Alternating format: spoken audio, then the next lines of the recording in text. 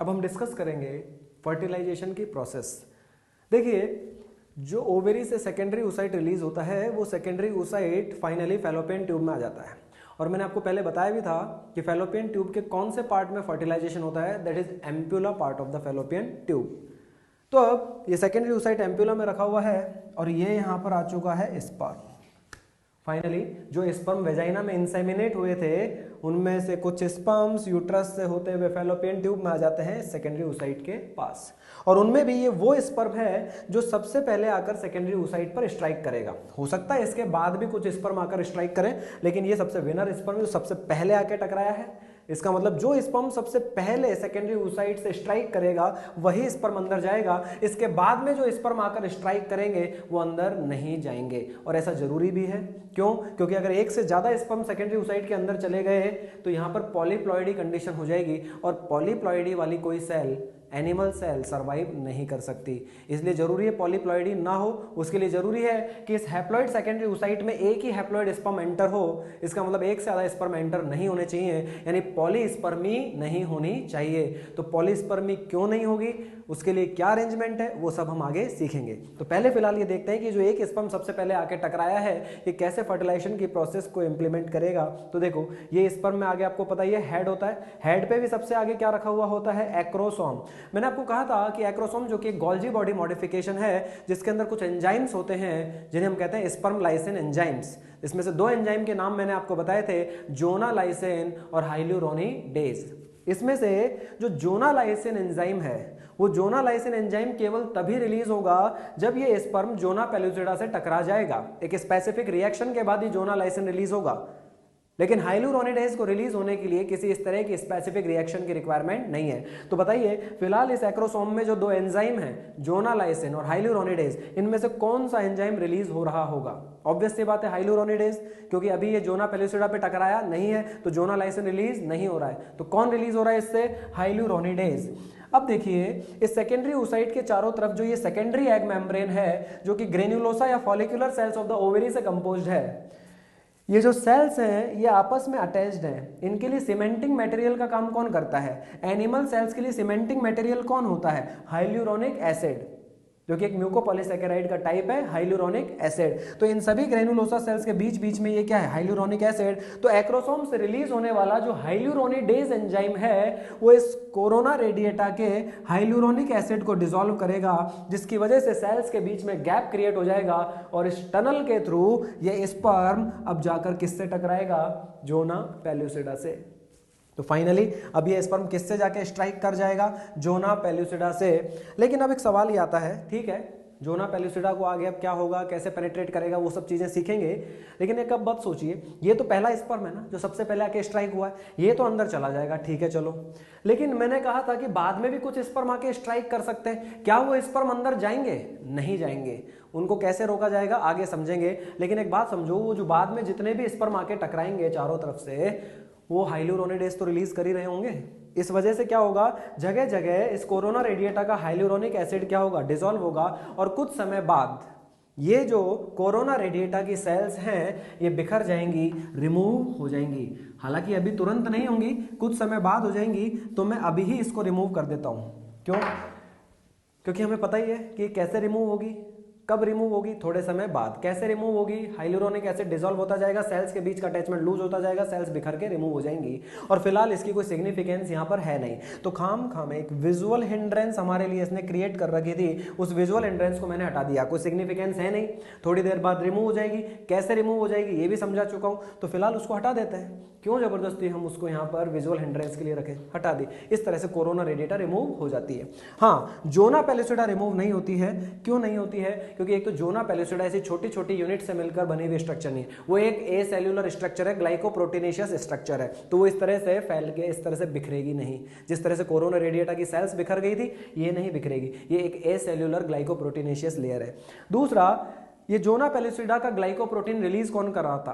Primary oocyte नहीं तो ये जोना पेलिसिडा अपने चारों तरफ बनाई थी। आज वही प्राइमरी ऊसाइट क्या है? Secondary oocyte. तो जब ये स्पर्म इस जोना पेलिसिडा को पेनिट्रेट करके अंदर जाएगा तो जो यहां पर जोना पेलिसिडा में ब्रीच क्रिएट होगा, ये सेकेंडरी ऊसाइट फिर से ग्लाइकोप्रोटीन सिक्रीट करके इस ब्रीच को पूरा कर देगा, यानी वापस से इस जोना पेलिसिडा को इंटैक्ट कर देगा। तो इसका मतलब जोना पेलिसिडा रिमूव नहीं होगी, लेकिन कोरोना रेडिएटा रिमूव हो जाती है, थोड़ी देर बाद रिमूव होती है, लेकिन हो जाती है। कैसे हो जाती है समझ में आ गया? और वो विजुअल हिंड्रेंस को हमने यहां से हटा दिया ताकि अब जो आगे वाली प्रोसेस है वो हमें क्लियरली समझ में आए। तो देखिए, ये जोना पेलिसिडा ग्लाइकोप्रोटीन से बनी हुई लेयर है और इस ग्लाइकोप्रोटीन पे जगह जगह गैलेक्टोज मॉलिक्यूल्स अटैच्ड होते हैं, और जहां पर ये गैलेक्टोज मॉलिक्यूल इस ग्लाइकोप्रोटीन पर अटैच होते हैं, इनको हम बोलते हैं ZP3 रीजन या बोलते हैं ZP3 रिसेप्टर्स। तो ZP अपने आप में किसको रिप्रेजेंट कर रहा है? जोना पेलिसिडा को। 3 उसकी नंबरिंग हो गई। तो ये ZP3 रीजन या ZP3 रिसेप्टर्स ये जोना पेलिसिडा के वो रीजन्स हैं जहां पर ग्लाइकोप्रोटीन पर क्या अटैच्ड है? गैलेक्टोज। तो चलिए, ये जो ZP3 रीजन्स हैं ये स्पर्म के लिए रिसेप्टर की तरह एक्ट करते हैं। जब स्पर्म आकर इस ZP3 रिसेप्टर पर यानी ZP3 रीजन पर अटैच होता है तो स्पर्म के एक्रोसोम से जोना लाइसिन एंजाइम रिलीज हो जाता है जो कि इस जोना पेलिसिडा को डिसॉल्व कर देता है, और इसी को बोलते हैं एक्रोसोमल रिएक्शन। तो एक्रोसोमल रिएक्शन का मतलब एक्रोसोम से जोना लाइसिन का रिलीज होना, और ये काम कब होगा? जब स्पर्म आकर जोना पेलिसिडा के ZP3 रिसेप्टर से बाइंड हो जाएगा, तब जाके स्पर्म के एक्रोसोम से जोना लाइसिन रिलीज होगा जो जोना पेलिसिडा को डिसॉल्व करेगा, पेनिट्रेट करेगा, और इसी रिएक्शन को हमने क्या बोला? Acrosomal reaction. तो फाइनली अब जोना पेलिसिडा को पेनिट्रेट करके ये स्पर्म किससे टकरा चुका है? सेकेंडरी oocyte की सेल मेम्ब्रेन से, यानी ऊलेमा से। तो जैसे ही ये स्पर्म सेकेंडरी oocyte की सेल मेम्ब्रेन से टकराएगा, सेकेंडरी oocyte एक्टिवेट होकर एक रेस्पॉन्स देगा, यानी वो सेकेंडरी oocyte की cell membrane at the site of striking of sperm एक आउटग्रोथ बना लेगी जिसे बोलते हैं रिसेप्शन कोन, और इस रिसेप्शन कोन की सेल मेम्ब्रेन पर स्पर्म की सेल मेम्ब्रेन अटैच हो जाएगी, और जहां पर इस सेकेंडरी oocyte की सेल मेम्ब्रेन और स्पर्म की सेल मेम्ब्रेन एक दूसरे से अटैच्ड हो जाएगी, इस प्रोसेस को नाम दे दिया जाएगा syngamy. It's first step of fertilization. अभी तक तो क्या हुआ था? बाहर तो अभी जस्ट एग मेम्ब्रेन का पेनिट्रेशन हो रहा था। फर्टिलाइजेशन कहां से स्टार्ट मानेंगे? जहां पर एक्चुअल में स्पर्म की सेल मेम्ब्रेन और सेकेंडरी oocyte की सेल मेम्ब्रेन एक दूसरे से फ्यूज हो जाएंगी। That is syngamy and that is the first step of fertilization. तो चलिए, ये सिंगैमी हो चुकी है। अब मैंने आपको बताया था ये जो सेकेंडरी oocyte है, ये सेकेंडरी oocyte मियोसिस 2 की मेटाफेज 2 स्टेज में अरेस्टेड है। तो जैसे ही सिंगैमी होगी, सिंगैमी की वजह से इस सेकेंडरी oocyte के अंदर कुछ ऐसे मॉलिक्यूलर चेंजेस आएंगे जिसकी वजह से जो मियोसिस 2 मेटाफेज 2 में अरेस्टेड था उसके कंप्लीशन की प्रोसेस स्टार्ट हो जाएगी। यानी अब स्पर्म के स्ट्राइकिंग की वजह से, यानी सिंगैमी की वजह से इस मियोसिस 2 के कंप्लीशन की प्रोसेस क्या हो चुकी है? स्टार्ट। चलिए, अब आगे क्या होगा? आगे ये होगा कि जो cell membrane of secondary oocyte से रिसेप्शन कोन बना था, इसका इन्वेजिनेशन स्टार्ट हो जाएगा। तो इस पर जो अटैच्ड स्पर्म है वो अब अंदर जा रहा है कि नहीं? यानी मानो अब ऐसा लग रहा है जैसे सेकेंडरी oocyte इस स्पर्म का क्या कर रहा हो? फेगोसाइटोसिस। तो स्पर्म का काम खत्म। स्पर्म का काम इतना ही था कि स्पर्म जो है वो वेजाइना से चलकर यूट्रस से होता हुआ फैलोपियन ट्यूब में आ जाए, और फैलोपियन ट्यूब में आकर वो सेकेंडरी oocyte के चारों तरफ प्रेजेंट जो एग मेम्ब्रेन्स है, कोरोना रेडिएटा और जोना पेलिसिडा, उनको पेनिट्रेट करके इस cell membrane of secondary oocyte से टकरा जाए। यहां तक का काम स्पर्म को करना था। अब स्पर्म को अंदर जाने के लिए कुछ नहीं करना। एक बार जब सिंगैमी हो गई, एक बार जब स्पर्म की सेल मेम्ब्रेन सेकेंडरी oocyte की सेल मेम्ब्रेन से फ्यूज हो गई, अब स्पर्म को कुछ नहीं करना। अब खुद सेकेंडरी oocyte एक्टिवली इस स्पर्म का क्या करेगा? फेगोसाइटोसिस। तो चलिए, अब ये स्पर्म अंदर जा रहा है। जोना पेलिसिडा जो थी ग्लाइकोप्रोटीन से बनी हुई लेयर, इसको यहां से रिपेयर कर ही दिया जाता है, जोना पेलिसिडा इंटैक्ट रहेगी। चले, अब क्या होगा? ये तो वो फर्स्ट स्पर्म है जो आकर टकराया था और ये अंदर जा रहा है। ये स्पर्म जब तक अंदर पहुंचेगा तब तक मियोसिस 2 कंप्लीट हो जाएगा। मैंने बोला था स्पर्म के टकराने से मियोसिस 2 की जो प्रोसेस अटकी हुई थी वो आगे प्रोसीड कर जाती है, और जब तक स्पर्म अब ये अंदर पहुंचेगा तब तक मियोसिस 2 क्या हो जाएगा? कंप्लीट। तो अब ये जो स्ट्रक्चर है ये अभी भी सेकेंडरी oocyte कहलाएगी क्या? नहीं, अब ये बन जाएगी ओवम, और ये यहां से क्या एक्सट्रूड हो जाएगी? क्या निकल जाएगी? सेकेंड पोलर बॉडी, जो due to lack of cytoplasm क्या हो जाएगी? डीजनरेट। तो इसका मतलब अब ये स्पर्म कहां पहुंच चुका है? ओवम के साइटोप्लाज्म में। यही तो हमने कहा था कि जब स्पर्म आके टकराया तो किससे टकराया, सेकेंडरी oocyte से, लेकिन जब तक अंदर पहुंचेगा ड्यूरिंग एंट्री ऑफ स्पर्म क्या होगा, मियोसिस 2 कंप्लीट हो जाएगा और ये सेकेंडरी oocyte क्या बन जाएगा, ओवम। चले अब अगली कहानी सुने। इस सेकेंडरी oocyte के अंदर ऑलरेडी पहले से क्या बने हुए रखे थे, कॉर्टिकल ग्रेन्यूल्स।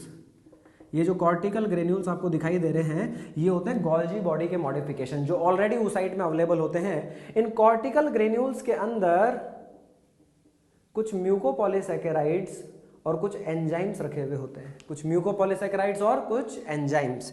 तो जब ये स्पर्म अंदर जा रहा है, ये तो पहला स्पर्म आके टकराया था वो स्पर्म है ना, ये तो अंदर जा ही रहा है, लेकिन इस स्पर्म के अंदर जाने की वजह से ये कॉर्टिकल ग्रेन्यूल्स इंड्यूस हो जाते हैं और इसकी वजह से ये कॉर्टिकल ग्रेन्यूल्स इस oocyte की सेल मेम्ब्रेन से फ्यूज होकर बस्ट होना स्टार्ट हो जाते हैं और इनमें भरा हुआ जो भी कंटेंट होता है वो सेल मेम्ब्रेन से बाहर निकलना शुरू हो जाता है और कहां पर आके भर जाता है, ये देखो ये कहां भर गया, between cell membrane of oocyte and zona pellucida. इस स्पेस को नाम देते हैं पेरीवाइटेलिन स्पेस। क्या है ये, perivitelline space, that is the space between cell membrane and zona pellucida. तो ये स्पर्म जब अंदर जा रहा था तो इसकी वजह से उस oocyte के जो कॉर्टिकल ग्रेन्यूल्स थे वो इंड्यूस होकर रप्चर हो गए सेल मेम्ब्रेन के साथ फ्यूज होकर और उनके अंदर जितना भी कंटेंट भरा हुआ था वो सेल मेम्ब्रेन के बाहर इस पेरीवाइटेलिन स्पेस के अंदर ऊज आउट हो गया। तो इसका मतलब ये जो भी कंटेंट कॉर्टिकल ग्रेन्यूल्स का था कहां भर गया, पेरीवाइटेलिन स्पेस में, यानी between cell membrane and zona pellucida. और फाइनली ये स्पर्म अंदर, जो पहला स्पर्म अंदर जा ही चुका है, अंदर पहुंचने तक इसका मियोसिस 2 कंप्लीट होने की वजह से अभी ये स्ट्रक्चर क्या बन चुकी है, ओवम। तो हम क्या देख रहे हैं यहां पर, ये स्पर्म कहां रखा हुआ है, ओवम में, और साथ ही साथ इस ओवम के बाहर चारों तरफ ये सेल मेम्ब्रेन के बाहर एक नई ब्लू कलर की मेम्ब्रेन बनी हुई नजर आ रही है कि नहीं, कहां पर बनी है ये नई मेम्ब्रेन, ये बनी है पेरीवाइटेलिन स्पेस में between cell membrane and zona pellucida और इस मेम्ब्रेन को नाम देते हैं फर्टिलाइजेशन मेम्ब्रेन। ये बन गई फर्टिलाइजेशन मेम्ब्रेन। तो अब एक बात बताओ, ये तो पहला स्पर्म तो अंदर चला गया, क्या अब कोई और स्पर्म जो है वो आकर इस ओवम के अंदर जा पाएगा, नहीं जा पाएगा। क्यों नहीं जा पाएगा, एक तो यहां पर बन गई फर्टिलाइजेशन मेम्ब्रेन, दूसरा मैंने कहा था कि कॉर्टिकल ग्रेन्यूल्स में कुछ एंजाइम्स भी होते हैं, तो उन कॉर्टिकल ग्रेन्यूल से जो एंजाइम निकले होंगे ना बाहर, वो ZP3 रिसेप्टर्स को क्या कर देते हैं, डिस्ट्रॉय, यानी structural changes in zona pellucida. तो दो काम हो गए यहां पर, एक काम तो क्या हो गया, फर्टिलाइजेशन मेम्ब्रेन का formation between zona pellucida and cell membrane यानी इन पेरीवाइटेलिन स्पेस, और दूसरा काम क्या हो गया, structural changes in zona pellucida. तो सपोज अब कोई दूसरा स्पर्म यहां आके टकराता है तो पहली बात तो उसे ZP3 रिसेप्टर ही नहीं मिलेगा, और जब तक ZP3 रिसेप्टर पे वो अटैच नहीं होगा उसके एक्रोसोम से जोना लाइसिन रिलीज नहीं होगा।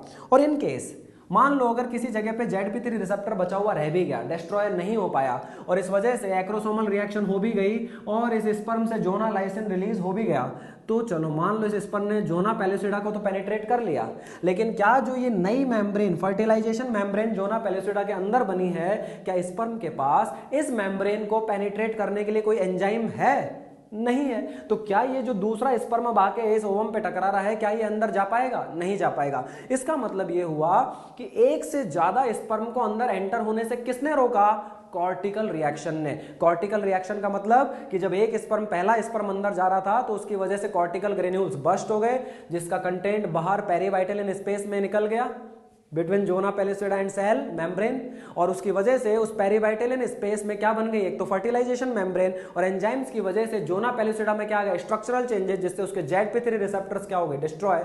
तो अब जो भी स्पर्म बाद में आके टकराएगा वो अंदर नहीं जा पाएगा, क्योंकि अब तो ZP3 रिसेप्टर ही नहीं मिलेगा, और अगर ZP3 रिसेप्टर मिल भी गया और उसने एक्रोसोमल रिएक्शन से जोना लाइसिन रिलीज करके जोना पेलुसिडा को पेनिट्रेट कर भी दिया, तो अंदर वाली मेम्ब्रेन, जो नई मेम्ब्रेन बनी है, उसको पेनिट्रेट करने का एंजाइम स्पर्म के एक्रोसोम के पास नहीं है, तो स्पर्म अंदर नहीं जा पाएगा। तो पॉलीस्पर्मी को किसने रोका, कॉर्टिकल रिएक्शन ने। चलो, तो ये बात इंश्योर हो चुकी है कि एक ही स्पर्म अंदर जा रहा है। चलिए अब बात ये आती है, ये स्पर्म अंदर पहुंच चुका है, किसके अंदर पहुंच चुका है, ओवम के अंदर, क्योंकि अब तक आते आते मियोसिस 2 क्या हो चुका है, कंप्लीट। चलो, ये रहा ओवम का न्यूक्लियस।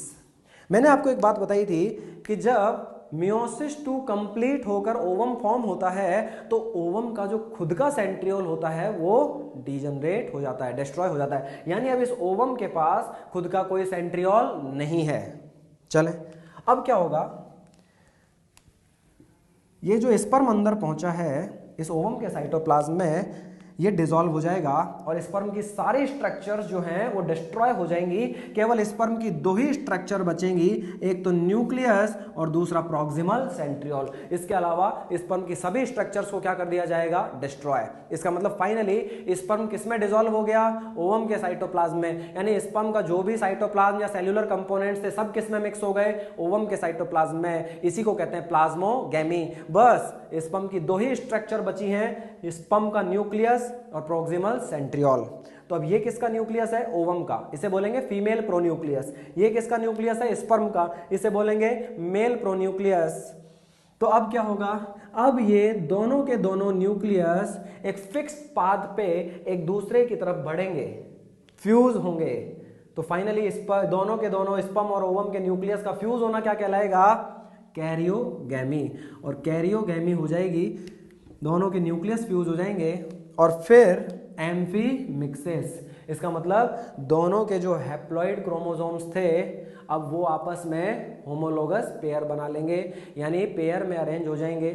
आप जानते हैं सारे, एक मदर से क्रोमोसोम आता है, एक फादर से, वो क्या बना लेते हैं, pair. First pair, second pair, ऐसे 23 पेयर्स होते हैं। तो 23 क्रोमोसोम कौन लेके आया, ओवम का न्यूक्लियस। 23 क्रोमोसोम कौन लेके आया, स्पर्म का न्यूक्लियस। तो दोनों के दोनों क्रोमोसोम अब पेयर बनाते जाएंगे। टोटल कितने पेयर बन जाएंगे, 23 पेयर्स। और इसी प्रोसेस को बोलेंगे एम्फीमिक्सिस। और अब बन जाएगा ये डिप्लॉइड जाइगोट, क्योंकि अब यहां पर पेयर बनने के बाद टोटल नंबर ऑफ क्रोमोसोम कितने हो गए, 46। तो अभी क्या बन गया, diploid zygote. It means fertilization is completed. तो क्या क्या हुआ फर्टिलाइजेशन में, सबसे पहले सेल मेम्ब्रेन फ्यूज हुई थी, सिंगैमी। फिर स्पर्म अंदर पहुंचा, तब तक मियोसिस 2 क्या हो गया, कंप्लीट। तो किसके अंदर पहुंचा, ओवम के अंदर। अब ओवम और स्पर्म का साइटोप्लाज्म क्या हो गया, मिक्स। स्पर्म की सारे स्ट्रक्चर क्या हो गए, डिसॉल्व। केवल दो ही स्ट्रक्चर्स बची, कौन कौन, न्यूक्लियस और प्रॉक्सिमल सेंट्रियोल।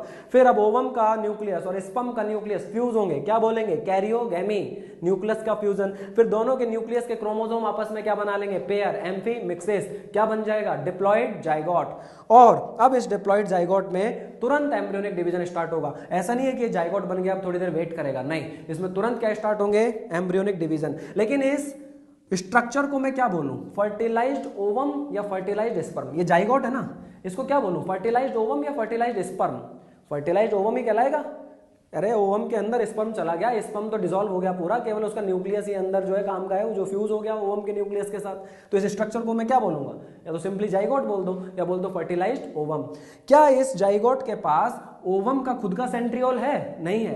तो अब आगे जो इस फर्टिलाइज्ड ओवम में यानी जाइगोट में एम्ब्रियोनिक डिवीजन होंगे, तो उन डिवीजन्स के लिए जरूरी स्पिंडल फाइबर्स कौन बना कर देगा, वो जरूरी स्पिंडल फाइबर्स बना के देगा प्रॉक्सिमल सेंट्रियोल। ये प्रॉक्सिमल सेंट्रियोल डिवाइड होकर 2 सेंट्रियोल बनाएगा, जिनके बीच में स्पिंडल फाइबर बनने लगेंगे और इसी पर इस डिप्लॉइड जाइगोट के क्रोमोसोम अरेंज हो जाएंगे और सेल डिवीजन का प्रोसेस स्टार्ट हो जाएगा। तो ये कौन से सेल डिवीजन हो रहे हैं, अब एम्ब्रियोनिक डिवीजन जो जाइगोट में स्टार्ट होंगे। इसी एम्ब्रियोनिक डिवीजन से अब बहुत सारी सेल बनती जाएंगी, मल्टी सेल्युलरिटी अचीव होती जाएगी, डिफरेंशिएशन होता जाएगा और एक नया ऑर्गेनिज्म डेवलप हो जाएगा, एक नई ह्यूमन बॉडी तैयार हो जाएगी। अब यहां से एक पॉइंट और डिस्कस कर सकते हैं हम। यहां पे अब जो नई जनरेशन इस जाइगोट से डेवलप होकर एक नई जनरेशन, एक नया ऑर्गेनिज्म तैयार हो रहा है। तो मुझे बताइए, ये जो नया बच्चा बन रहा है, इसके अंदर जो जीन्स हैं वो कहां से आएंगे। ये जीन्स आएंगे मदर से और फादर से। आधे जीन किससे आए, मदर से, और आधे किधर से आए, फादर से, क्योंकि आधे क्रोमोसोम मदर से आए, आधे फादर से आए। लेकिन ये कौन से जीन हैं, ये क्रोमोसोमल जीन्स हैं, यानी ये न्यूक्लियर जीन्स हैं। यानी किस इनहेरिटेंस की बात कर रहा हूं मैं, न्यूक्लियर इनहेरिटेंस की। इसका मतलब जो न्यूक्लियर इनहेरिटेंस होती है वो बाई पेरेंटल होती है, जिसमें आधे जीन मदर से और आधे फादर से, इस तरीके से जीन आते हैं। लेकिन अगर मैं बात करता हूं कि किसी भी सेल में न्यूक्लियस के अलावा भी डीएनए होता है, कहां पर, माइटोकॉन्ड्रिया में, जिसको बोलते हैं साइटोप्लाज्मिक डीएनए। तो एक बात बताइए, क्या उस साइटोप्लाज्मिक डीएनए की यानी माइटोकॉन्ड्रियल डीएनए की नेक्स्ट जनरेशन के अंदर इनहेरिटेंस नहीं होगी? क्या वो डीएनए नेक्स्ट जनरेशन में नहीं जाएगा? जाएगा। लेकिन क्या वो दोनों पेरेंट से जाएगा? नहीं। आप ध्यान से सुनिए, इस ओवम के अंदर माइटोकॉन्ड्रिया है, तो ओवम के माइटोकॉन्ड्रिया में किसका माइटोकॉन्ड्रियल डीएनए है? मदर का। और स्पर्म के साथ भी माइटोकॉन्ड्रिया थे। याद है स्पर्म के मिडिल पीस में माइटोकॉन्ड्रिया थे, लेकिन मैंने बोला था जब स्पर्म ओवम के साइटोप्लाज्म में पहुंचता है तो स्पर्म की सारी स्ट्रक्चर्स डिस्ट्रॉय हो जाती हैं except nucleus and proximal centriole. इसका मतलब स्पर्म का जो माइटोकॉन्ड्रिया है वो डिस्ट्रॉय हो गया, उसका माइटोकॉन्ड्रियल डीएनए भी डिस्ट्रॉय हो गया। तो बताइए इस जाइगोट के अंदर अब जो माइटोकॉन्ड्रियल डीएनए बचा है वो मदर का है, फादर का है या दोनों का है? केवल मदर का, क्योंकि फादर का माइटोकॉन्ड्रिया तो ओवम के साइटोप्लाज्म में क्या हो गया था? डिस्ट्रॉय। इसका मतलब माइटोकॉन्ड्रियल डीएनए की जो इनहेरिटेंस है वो यूनिपेरेंटल है, एक ही पेरेंट से है, केवल किससे? मदर से। इसलिए या तो आप इसको बोल सकते हो माइटोकॉन्ड्रियल इनहेरिटेंस, या बोल सकते हो साइटोप्लाज्मिक इनहेरिटेंस, या आप इसको बोल सकते हो मैटरनल इनहेरिटेंस, क्योंकि ये केवल मदर से होती है। जबकि न्यूक्लियर इनहेरिटेंस क्या है? दोनों पेरेंट्स से आ रही है, जो आधे क्रोमोसोम मदर से आए आधे फादर से आए, लेकिन माइटोकॉन्ड्रियल इनहेरिटेंस केवल किससे हुई है? मदर से। तो ये भी पॉइंट यहाँ पर याद रखना होता है जो कि जेनेटिक्स के अंदर रिलेट किया जाता है। तो फिलहाल आप इसके बारे में इतना जान के चलें कि अब यहाँ पर ये जाइगोट बन चुका है, इस जाइगोट के पास खुद का ओवम का सेंट्रियोल नहीं है, तो फर्दर डिवीजन के लिए स्पिंडल फाइबर कौन बनाएगा? प्रॉक्सिमल सेंट्रियोल, जो डिवाइड होकर दो डॉटर सेंट्रियोल बनाएगा, जिनके बीच में स्पिंडल फाइबर्स बनेंगे, और यहीं से अब इस जाइगोट में एम्ब्रियोनिक डिवीजन की प्रोसेस स्टार्ट होगी, नई नई सेल्स बनती जाएंगी, मल्टी सेल्युलरिटी, डिफरेंशिएशन और एक नई बॉडी तैयार।